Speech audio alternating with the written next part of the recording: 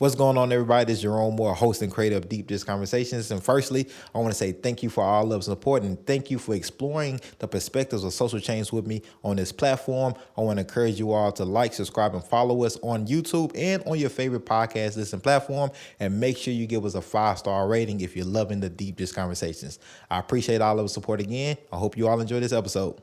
Jim, how you doing? Welcome to the platform. Well, I'm doing great, Jerome, and thank you for having me. No, thank you. This is busy time. You are, a candidate for General Sessions Judge Division 6. Correct. And so I'm interested in talking about it. You have an interesting legal background. I do. Very experienced, which I think is good for anybody that's running for General Sessions Judge. And so can you just briefly tell us a little bit about that experience, and then we can dive right onto it? Sure. I'll just give you the bio.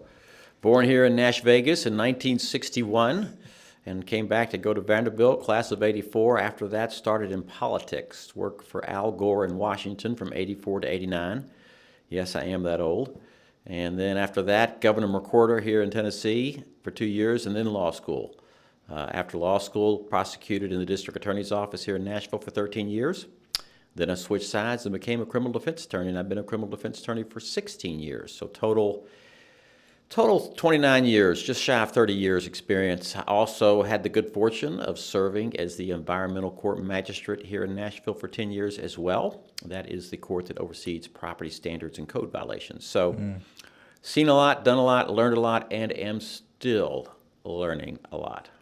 I always like to give our viewers and listeners, a little bit of like background, like something that we may not be able to Google. Okay. Right. And so one of those things I like to ask is like, what inspired you to get into the criminal legal field sector? I hate to say it. I think it's really what more disinspired me. So, I majored in political science and communications at Vanderbilt and thought I was going to go into politics, and did go into politics. Started working for Gore when he was a congressman, then Senate, then presidential campaign in 1988. By the time 1989 came around, I was pretty burned out. So thought I wanted to come back to Tennessee, and I did. I was lucky enough to get on with Governor McWhorter for 2 years. And then after 7 years in politics, I sort of realized, I really need something more stable. And law seemed like the way to go. I had known a lot of people in the DA's office before I even went to law school. And so when I started law school, it was always with the assumption that I would be a prosecutor. And so that's what I did. So let's go into that prosecutor, because you made that switch, right? Sure. What was your experience like in being a Prosecutor? Prosecutor? Yeah. Yep. So, I have a lot of different experiences as a prosecutor. I really do. You appreciate the difficulty that the police department has. You work with victims of all shapes and sizes, from property theft to families of homicide survivors, and you help them through some of the darkest periods of their life, and that can be rewarding. You also try a lot of cases, and I really wanted to and enjoyed being a trial lawyer. I remember towards the end of my career, I was trying 3 cases a month. Wow. And jury trials is what I liked to do.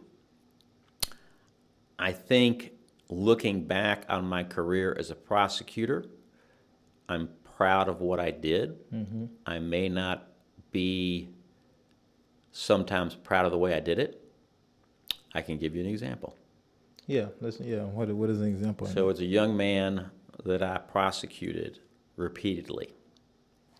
And at first, he was 13 years old and charged with a homicide. And the case fell apart, and he got dismissed. And then soon after that, he got arrested for an aggravated robbery. And he was a juvenile, so we kept him in the juvenile system and sent him off to the Department of Children's Services for a while. And soon after he got out, he got arrested for another murder. And it was a robbery murder, him and 2 others.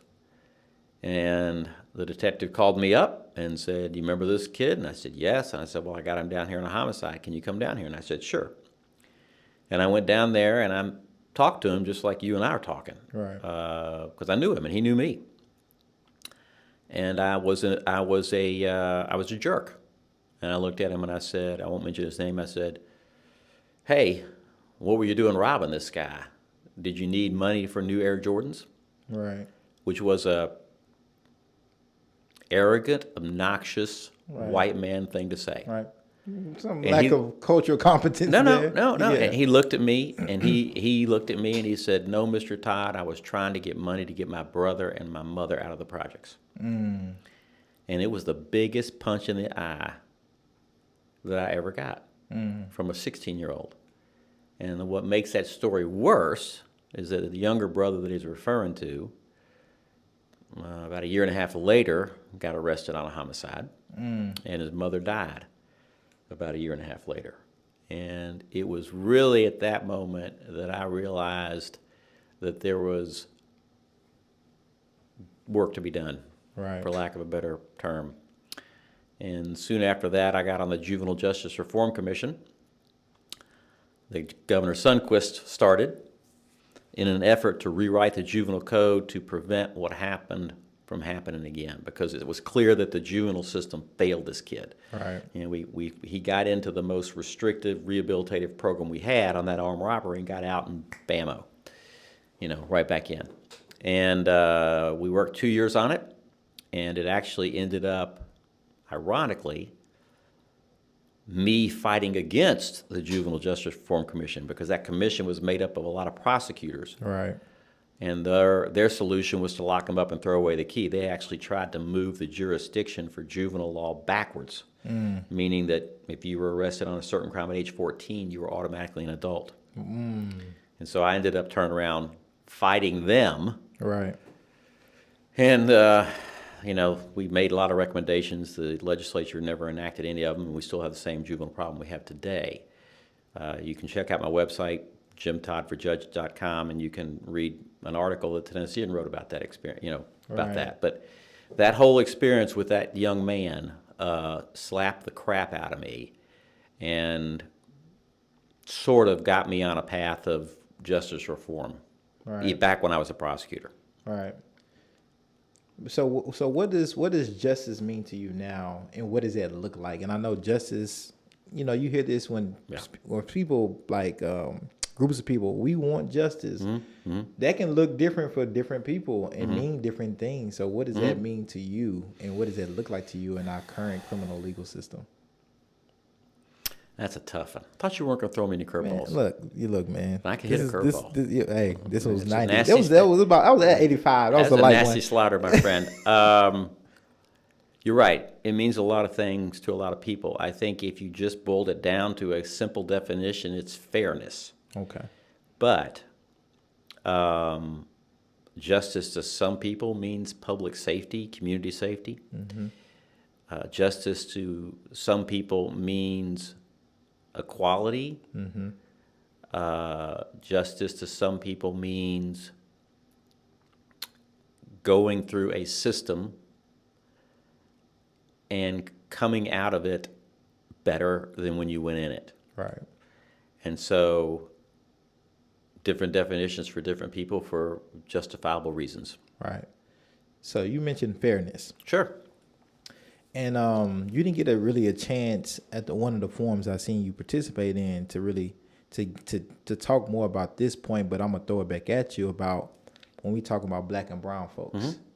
The criminal legal system, some people say criminal justice, criminal legal, some people say criminal punishment system has not been quote unquote fair to black and brown folks, black and brown youth. How can we achieve fairness when it comes to black folks, and specifically people of color, in this system? I'm glad I have more than 30 seconds on this stuff. So the unfairness on black and brown individuals actually starts before the criminal justice system with their arrest. And if you read the Driving While Black report, Kyle Mothershead's an attorney here in town, you see how that starts. And I can give you another great story. Representing this gentleman up in Robertson County, and he gets pulled over for quote unquote following too closely, right? Okay. Search his car, find narcotics, he's arrested. He's black. And, what the police were doing up there was they would sit on the side of the interstate. Now, as you know, when you police them on the side of the interstate, you're required to move over. Right. So when all the cars would move over, it would create pretty good line of traffic in that far lane. Right. So everyone was following too closely. So we pulled the video, and sure enough, our guy's like in the middle of 8 cars that are all the same distance. He gets stopped. Nobody else does. He's black. So then we pulled this, it was a drug task force officer's arrest record, which was a lot of work. Guess what? 85% of the people he's stopping for traffic violations on the interstate are black. So we were able to use that to fight it. Right? So that's where it all starts. And I think it's extremely, I was a prosecutor for 13 years. Listen, police have a hard job, they really do, and for the most part, they're good people. But as a prosecutor, I kind of learned the tricks of the trade, and as a defense attorney, I was able to use my experience as a prosecutor to try and catch things that were unfair. And I don't care what kind of judge you're running for, you better have a darn good understanding of the Constitution, the Fourth Amendment, and the federal and state decisions behind it, so you can call this stuff out from the bench. Right. And get rid of a lot of these cases before they can get in there. Right. So that's the first thing. The second thing is, unfortunately, a lot of black and brown defendants are not as well off and have poorer representation. Right.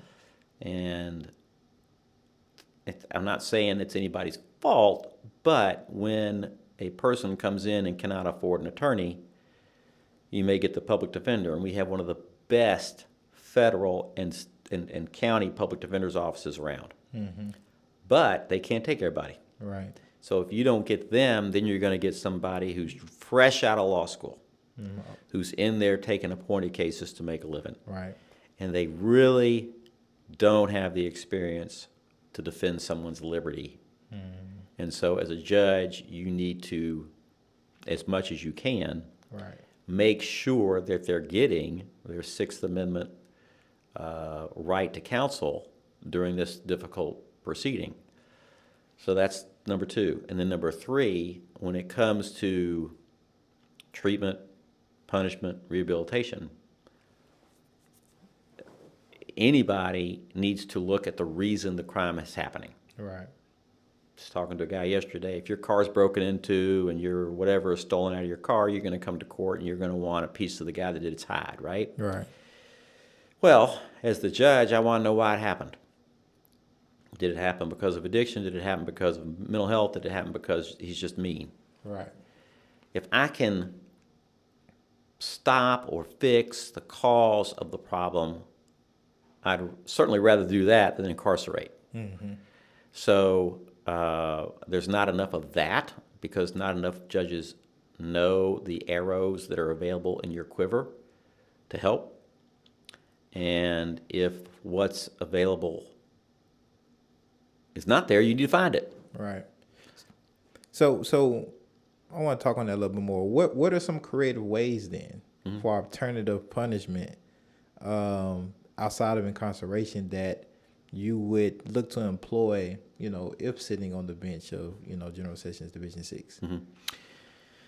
Well, the sheriff department has a lot of good programs, but to get in those programs, you have to be incarcerated. So now we got to find programs that aren't part of incarceration. Right. Some of those are available through the probation department, but a lot of those are available through the community. The 413 Strong program is a great program that's community-based. Mental health court, drug court, really what we need more of in sessions court is what's called dual diagnosis treatment. Okay. Dual diagnosis is where a person has a mental health problem and they self-medicate with narcotics. And you can't get them off the narcotics until you can get their mental health problems fixed. Right. So we have some resources. We don't have enough. I strongly believe in the separation of powers. The legislature sets the laws, the judges enforce them, but judges need to tell people when we don't have what we need. And so go to the legislature or go to the city council like I have done on the bail reform thing and say, this is a problem we have and we need to fix. So we don't have all the resources that we need. Right. And, one thing you saw it in juvenile court, I see it in criminal court, is especially with narcotics trafficking.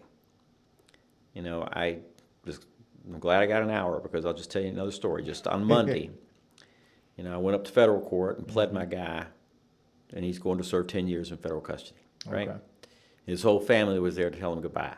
That's not a good way to start your week. Right. That's very depressing. Certainly better than the 20 to life he was looking at, but, you get his pre-sentence report, and it reads exactly the same as everybody else's. Right. Born with a terrible set of cards. Never really had a chance. Stopped school at age 9. Started slinging drugs to help support his family. Got arrested, got on probation. Probation said get a job, so he worked at McDonald's, making $164 a week. Nothing wrong with that. I applaud people to do that. But when you're making $300 a day on the street, you ain't going to work at McDonald's for $164 a week. Right. So you go back to dealing drugs, you get caught again, you get 6 months to serve and more probation. You get back out there, you do it again, now you go to the Department of Corrections. You get back out there and you do it again, now you're federal court. Something's got to change that cycle. Again, look to the public sector. Right. Frank Abernathy, good friend of mine, former board chair of the Urban League. I was on the board of the Urban League, met him back then. We had started a 501c3 foundation, and we are going to build a juvenile vocational center that will teach juveniles trades, masonry, carpenter, electric, plumbing, welding. You ever had a plumber come to your house? Yep. How much you pay them before they leave? Yeah, A lot. A lot. Per hour. Yeah. Yeah. You can make a great living independently with a trade. And if we can teach these kids that, it saves one. It's like this quarterback that they recruited at Tennessee, this 5-star guy. You get one guy, he'll tell the other guys. Right. If we can turn a couple of these juveniles around who are at risk, they may tell others, and we can get some of the people off this train. Right. No, I agree, and it's refreshing to hear you say that. Especially given how many houses are getting built around here? It's a lot. And are they getting built with our labor? Yep. No. Oh, they not? No. They're the local people aren't a no, part of no. this. These contracting companies They coming come in from here. from Yeah. all across the state. Yeah. Yeah. Oh, yeah. It's refreshing to hear you say that because I always wondered, what could judges do beyond the bench, right? Well, you're limited to what you can do on the bench. You Right. really are. But you have a duty, I'd say, even as an attorney, to, if you see a problem, tell people who can try to help fix it. And if Right. they can't, then try to fix it yourself. Right. I mean, there are a lot of, Kyle Mothershead's another great example. He saw a huge problem, and he did the driving while black report. I mean, that's a great example of what people should be doing. Right. You mentioned something about resources. Yep. And this is where I think cash bail, money bail comes into the play. Okay. Some folks believe that there shouldn't even be a cash bail. Shouldn't even be money associated with a body. And we know, again, bail affects black, brown, and poor folks. Yep. Which leads to another thing you said I wanted to go into too about trial. If I don't have the money, even though I know I'm innocent, I might take those 10 years. You're gonna take I might take whatever plea is offered, even though I'm innocent, because I don't have the right representation, or I don't have the representation I think they can justifiably prove my innocence because it was appointed to me, or I don't have the money to afford it. Right. So how does all that play into, you've been on kind of all kind of sections of this. Yep. And what does that reform look like? Okay, so let's talk about bail. Okay. Let's talk about bail. Bail is difficult. It pits two fundamental rights against each other, right? The right to be presumed innocent of the charge that's against you. So you should have nothing because you're presumed innocent. Right. Versus the right for the community to be safe against people accused of crimes and make sure they come back to court. So we are not an island, Nashville. We are one of 95 counties. We are controlled by the state legislature. The state legislature has written a law that says if you are arrested, a judge will consider the following factors in determining whether you should post bail. Charge. Is it a charge property crime, personal crime. What's the likelihood of conviction? What are your ties to the community? How many relatives do you have here? Have you ever lived somewhere else? Do you have a record? Do you have a record of failures to appear? You look through that laundry list, and that will determine whether or not you have to post a cash bail. If you do, then and only then is the magistrate or judge supposed to look at the final factor, ability to pay. Right. So, if you, Jerome, and me, Jim, are charged with the same crime, same likelihood of conviction, same ties to the community, same record of failures to appear, and I make $100,000 and you make $250,000, your bail should be over 2 times higher than mine. That's the way it's supposed to work. Right. Problems. First problem is that statute is not run through when a person is arrested. When you're arrested, you go before a magistrate. The only thing the magistrate has is a computer where they can look you up and they can look at the charge. They don't know a whole lot about you. They don't know your ties to the community. They don't know anything. And they'll make that decision. To get meaningful bail review, it could be 6, 7, 8 days before you're A, given a lawyer, and B, in front of a judge. Right. Well, in 6, 7, or 8 days, you've already lost your job. Right. Okay, so that's the problem. Knoxville is trying, keyword trying, to implement bail review within 24 hours. Appoint a lawyer, be in front of a judge within 24 hours. We need to try to do that too. Don't know how we're going to do it. It's going to be very, very difficult, especially over weekends, holidays. But really that needs to happen. That's number one. Number two, the federal system, well, first off, Tennessee has a cash bail system. Right. The state legislature is highly unlikely to ever change that because a lot of the rural counties, if not most of the rural counties, are fine with it. Right. Federal court does not have cash bail. They make you post a bond. Here, sign this bond for $100,000. You run off, you owe me $100,000.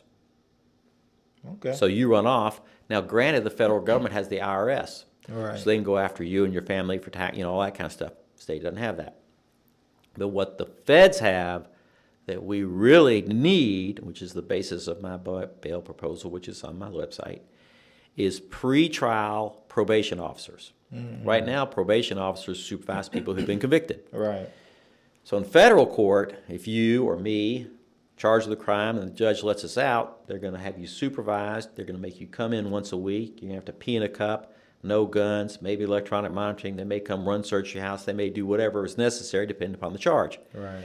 Judges would be more likely to release somebody without having to post a cash bond if they knew they were being supervised, because that takes care of that community safety element of bail. If you go in custody right now and you're released without having to post bail, are you supervised? No. You're given a text message saying come back to court. If you post bond with a bonding agent, are you supervised? Nope. No. You're given a text message saying come back to court. You know who doesn't get text messages? Homeless people who don't have phones. Right. And then finally, to your point, people are in jail, they can't make bond, and the attorney comes to them and says, plead to this, time served and probation. Right. Well, I don't want to plead to it because I didn't do it. I'm innocent. Right. Well, you got to stay in jail for 6 months to get a trial. I'll plead. Right. So you see the problem? Yep. It's a huge problem. And Dawn Diener and others have worked really hard, tirelessly to try to help in this regard, and I'm not sure what the council will do, but it's a big issue. I want to get into that switch, that prosecutor to defense. Yeah. Kind of, why did you make the switch? What led to that? Well, you want the truth or you want a lie? I want the truth. The this truth deep dish. is, We want the deep truth. The deep dish truth is that my wife and I were fortunate enough to have children, and I knew I needed to make more money, and the state payroll was not going to do it. And so I went into private practice to make more money. I never really intended upon being a defense attorney per se, but after being a prosecutor for 13 years, I realized that that's really what I knew best. Right. And so that's sort of where I ended up. So we talked a little bit about this beforehand. But there's this thing out here. Yeah. There's this message. I'm going to read it so everybody can know verbatim what was said and so you can respond to it. Todd says that only when he switched from prosecutor to defense attorney did he realize that the people accused of crimes were real people. With real problems, I think is the end of that sentence. Yeah. And But so, yeah, so, and that's the truth. I mean, I mean, what, Todd thinks that defendants were animals. I mean, come on. Again, another story. One of my first clients was a guy charged with narcotics trafficking. And there was an issue with the search, and he claimed that the police were looking in a window and that they couldn't have seen what they said they saw. right. So, I'm going up there myself to take a look. And it was a duplex up in North Nashville. And, I went into the place, and it was really bad. There was mattresses on the floor where prostitutes would come and have sex for drugs. It was just a terrible, terrible situation. And I left that duplex, and I noticed that the other half of the duplex was a young family that had a little girl about the age of my girl. Okay. And I just remember thinking, I just don't know if I can do this. This is hard. And I went back and I talked to my law partners, and I said, this is hard. And they said, Jim, you got to get to know these people. You got to get to know where they came from. You got to get to know their problems. You got to get to know their families. You got to really get to know them. To be an effective defense attorney, you got to really get to know them. And they were right. And so getting to know your clients, and I'll use the term as people, and they'll may light me up on Twitter that it's Right. a term. Right. Getting to know them really well makes you try harder, I guess, for lack of a better term, but it also is harder because you hurt when they hurt. Right. And you see where they came from, and you see the problems they have, and you see, hey, I'm glad you got me probation, but now I got a felony conviction, which makes it even harder for me to get a decent job to support my family. So how am I going to get off this train? Right? So you feel it. You're with them, and it hurts, and it's hard. It's hard on you. It's hard on them. It's hard on everybody. So maybe I didn't say that well enough in the 90 seconds that I had to answer that question. But when I became a defense attorney, I really, really came to appreciate the difficulty that these defendants have, which I didn't appreciate as a prosecutor until the incident with the young man.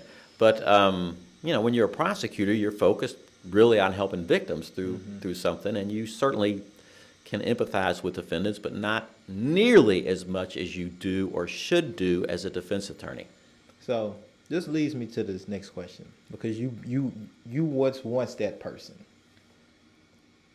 and I'm sure there's other attorneys that might have the same mindset of not really fully understanding just human beings, whether it's lack of cultural competence. Sure. Everybody grows up with exposure to certain things and non-exposure to others. We have blind spots. Sure. As a judge, you will be allowed to be able to appoint somebody to a case.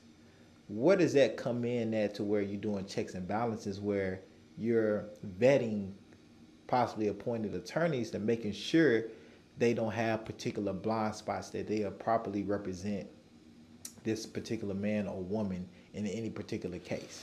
It's a great question. So you will have to appoint lawyers because there's just not enough public defenders to go around, number one.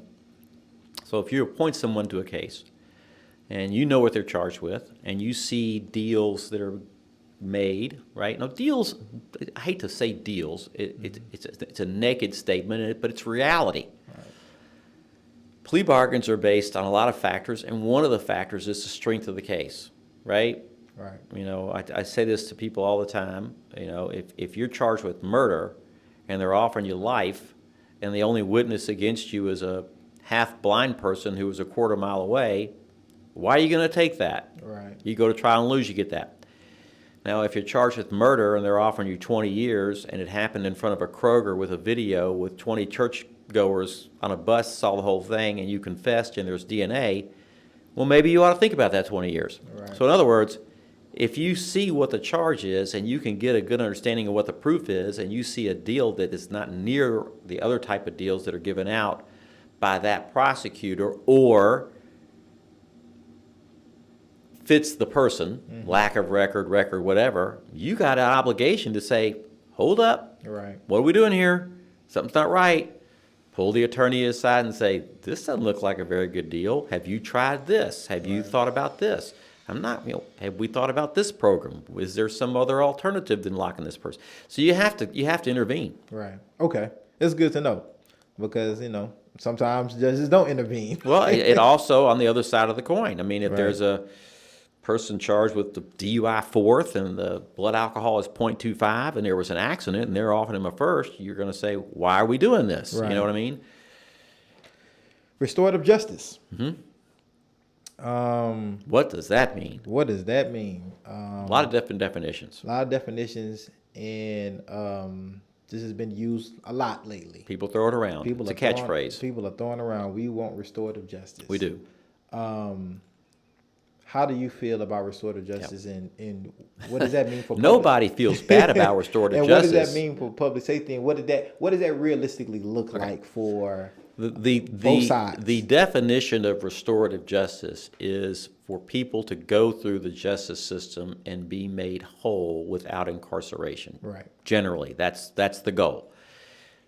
That can take place through mediation, that can take place through community court, that can also take place through what we have now is what's called the diversion system, where you plead guilty to a crime, you agree to do some certain conditions. If you do so successfully, then your case is dismissed and wiped off your record. There's under advisement pleas, pretrial diversion, judicial diversion. There's all kinds of ways to achieve that. And under any possible scenario, that should be your goal. A federal judge, in an opinion that I like to use a lot, said that a felony conviction is a life sentence. Right. It affects everything from your ability to get housing, to your ability to get a job, which affects your ability to get housing, your ability to vote, which is a fundamental right, bear arms, all across the board. So saddling somebody with a felony, even though they're getting probation, sometimes it's not the best deal. Right. So whenever possible, you want to try to find a way to use the resources that we have, whether they be the laws that we have or the community-based resources we have, to try to get people through the system without having a record and making sure the victims are cool, right? So the victim can sit down and say, hey, you broke in my car. I need this $525 to fix the window. And why did you do it? Why'd you do it? I want to feel, go and makes the victim feel better too. Right. So that's what restorative justice to me is all about. Do you see a point where we seeing more of that happen often in our criminal legal system? Yes, I do. I see a concerted effort both by the judicial system and by the legislature. I don't like to give the legislature credit for a whole lot, but they are slowly opening up the gateway for expungements. I mean, early on, couldn't get anything expunged. And then you could get misdemeanors expunged. Now you can get some felonies expunged. Now you can get some felonies with combination of misdemeanors expunged. Now you can get big stuff expunged if it's over 30 years old. I mean, every year we seem to see a better widening of what's eligible to be expunged. The problem is, who knows about it? So the attorneys need to know about it. The attorneys, and I don't like to give a whole lot of points to Williamson County either because it's a tough place to practice law. But those judges down there will, in the plea colloquy, when you take a plea, they will go over your expungement rights with you. So, if you got an appointed attorney after the plea, you don't have an attorney anymore, right? Even if you got a hire attorney after the plea, you don't have an attorney anymore. Right. So at least the litigant knows what their rights are or are not regarding getting their record expunged. Nashville is growing. I don't know. It was at one point 100 people moving here a day. It might be dwindled down a little bit because of the pandemic. Maybe 80 people moving here a day now. That means possibly a lot more people coming through our criminal legal system for various reasons. 8-year term, almost a decade, rounded on up. How does the growth in Nashville affect what public safety looks like and affect what General Sessions Court may look like? Great question. So I was the environmental court judge for 10 years. That's property standards. And so what you see is you see people go into these neighborhoods that generally have been poor, right? And they'll get a house, and they'll tear it down, and they'll build a nicer house. And then they'll see all these houses around their house that's keeping the property value down, so they'll start reporting all these people around them for code violations and try to run them off so they can then tear down that house, build more houses, more houses. So you get a lot. It starts really with those property standard cases. You get so many people in an area that the uptick in crime is just a natural consequence. Not that property standards is crime, but Right. it's just, we're having an explosion of people, and more people means more crime. So the court system has to, be able to handle it, and, the legislature and the council can add more courtrooms. Right. We went from 4 criminal courts to 6 criminal courts about 10 years ago. I don't know what the latest caseload study would show on that. The COVID pandemic backed up the court system terribly. Mm-hmm. We have 11 general sessions courts. I think that's probably fine for where we are right now. If you asked me where the bottleneck is, I think it's in the appellate court level. Okay. Because it just takes so long for a case to get from a trial through the appeals process. I mean, we have a guy right now on death row, Oscar Frank Smith, and his case had just concluded when I started in the DA's office in 1993. Whew. Sheesh. So the uptick in population is going to mean more people. More people generally needs more crime. More crime means more courtrooms. More courtrooms means more prosecutors. More defense attorneys. I mean, it's a difficult issue. Yeah. It seems like we're gonna have to get creative with what we do in our court system, whether that's more virtual stuff. Is that more night court things happening so people won't be able to, miss work? Yeah, I think that's what have you? the first thing, if I'm elected, is what I'm going to want to look at is immediate bond review. I don't like virtual court. I really don't. I really understand it's an inconvenience for people to have to come to the courthouse, to miss work, to go down there and park, whether you're a defendant or a victim or an attorney or whatever. But the pattern jury instructions are pretty clear Right. about credibility. And there's even what I mean by pattern jury instructions is after a jury trial, the judge reads these instructions to the jury. And one of the things that the judge says is, you have seen these witnesses. You are to presume that they're telling the truth. You can presume they're lying based on many factors. Have they been impeached? Their mannerisms, the way they look, Right. all this kind of stuff. So on Zoom, you can't really get a good feel for the genuineness of a witness or a defendant, right? Right. Or a victim. And so I, as an attorney, would certainly much rather cross-examine somebody in person Right. than on a Zoom. I just had a federal trial a while ago, and because of COVID, they were all wearing masks, right? It was awful Right. because you couldn't tell what they were thinking. But I really think that the legal system needs to rely on in-person court appearances as much as possible. Now, I understand for bail review cases like that, when it's just the defendant or something, you can have them on the screen or whatever. Right. But for litigation, I think you have to be there. Court watch is a thing that community uses to figure out kind of what judges are doing, what happens in the courtroom, what is not happening. Yep. Because I think most people probably don't know what's happening because they don't need to go to court. Right. But our tax dollars are going into it. Yep. Maybe we should know what's going on and how judges are making decisions. And also, I think a good way to build rapport Right. with judges, especially if you're a community organization or something like that, to kind of see kind of what justice looks like in this particular courtroom. And so when elections time come up, you can be able to, properly understand and know what's going on. What's your thoughts on court watch? 100% need it. The question is, how do you do it? Right. Again, I'm old. I'm not that old, but I was working for Gore in the Senate in the 80s when the bill came up to televise the United States Senate. Believe it or not, a long time ago, they didn't televise the House and the Senate. And a lot of the senators were against it because they thought it would create grandstanding, that it would create people coming in there and arguing things that just didn't need arguing just so they could hear themselves talk and be on TV. And I think there's some truth to that. And I worry that a lot of these court cases that have been televised, either nationally or not, have drawn out longer and have, I think it affects whether you get fair justice if you're on TV. Right. I do sometimes. That said, though, people need to know what these judges are doing. And there are ways to do that, but they're hard ways to do that. Right. Administrative office of the courts publish statistics about whether you've been appealed, overturned, reviewed, what kind of punishments are coming out of what county, and so on and so forth. But you got to really be not a nerd, but you got to really be a bookworm to go down and dig deep into that rabbit hole. Right.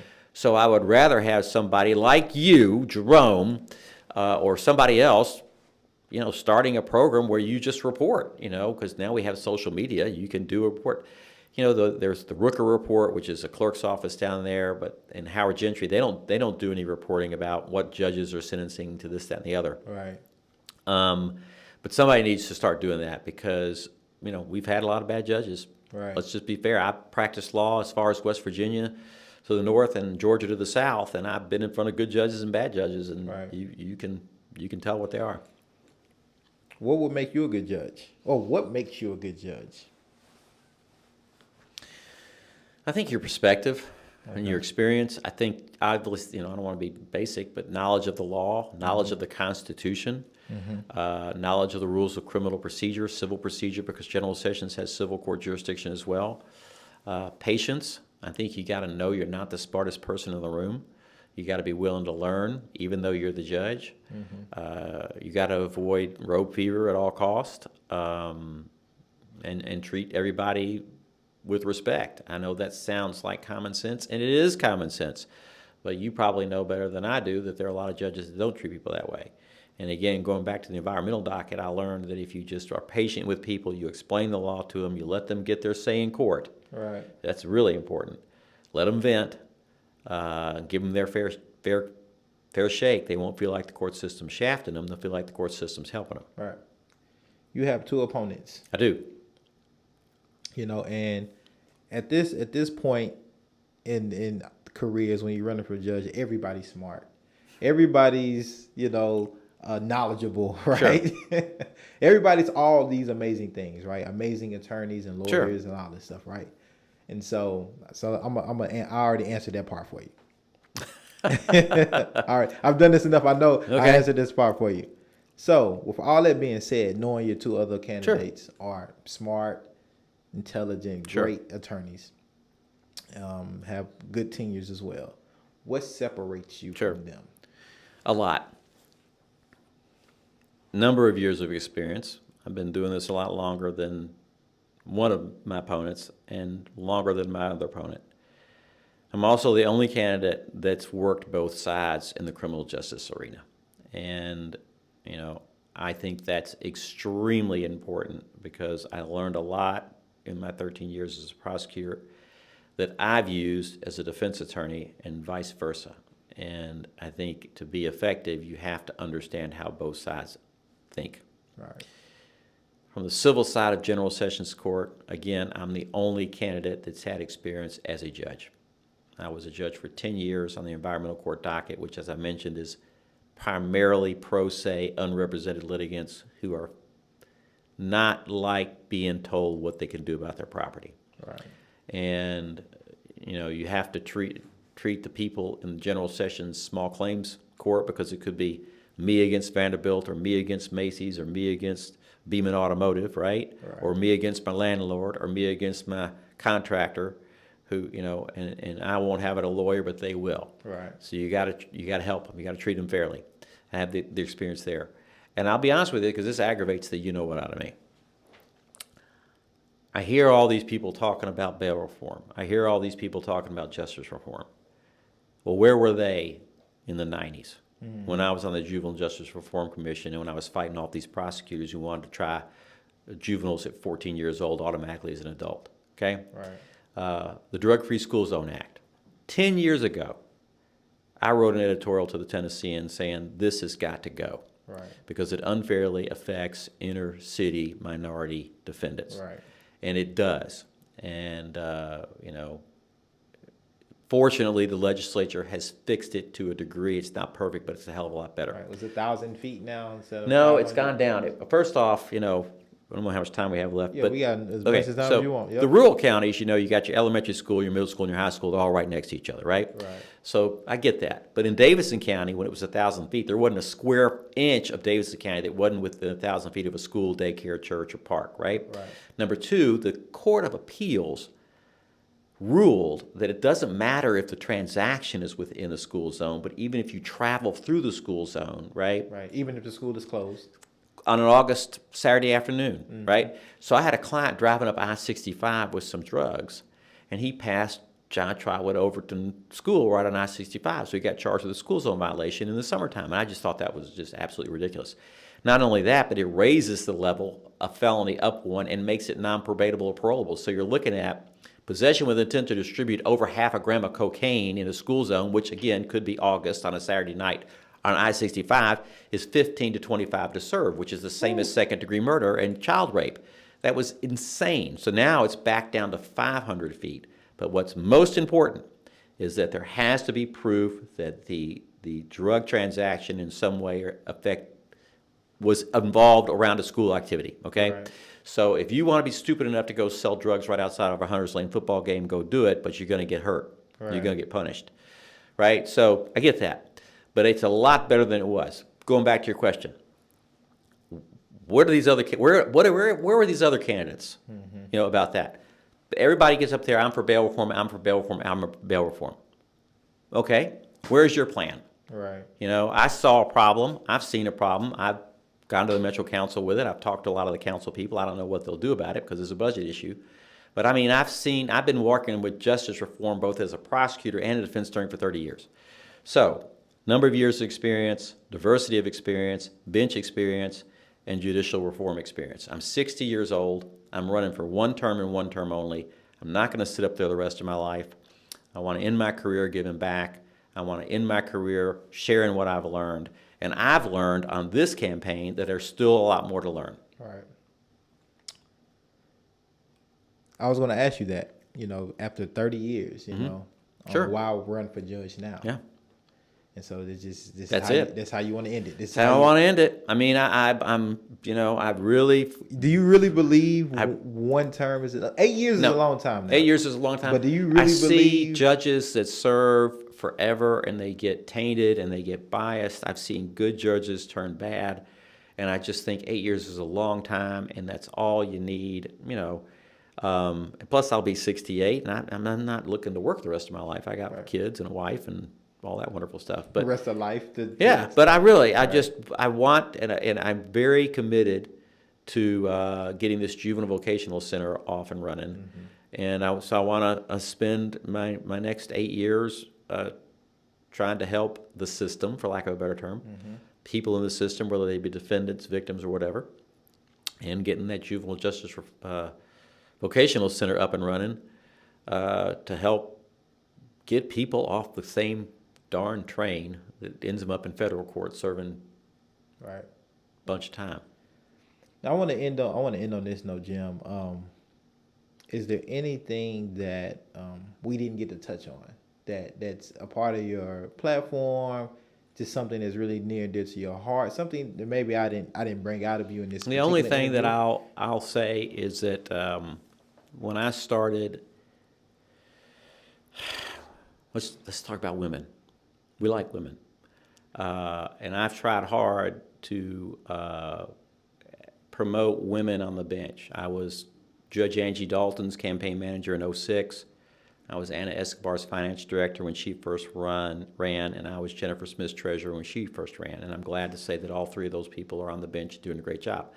I have a very strong-willed 17-year-old daughter, and I want to give her every opportunity that I had and even more, because I know that she'll make a great difference. And I'm happy to say that,